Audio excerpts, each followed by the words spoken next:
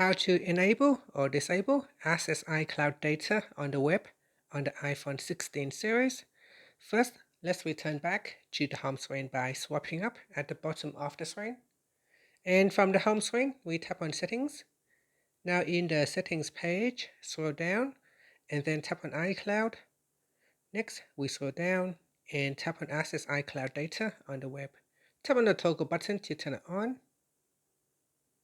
Then tap on Access iCloud data on the web. Now to turn it off, just tap on the toggle button. Then choose Don't Access to turn it off. And here say access your mail, contacts, calendar, photos, notes, reminders, files, and documents on the web at iCloud.com and privacy.apple.com. After that, you can swipe up to return back to the home screen. Thank you for watching this video. Please like and subscribe to my channel for more videos.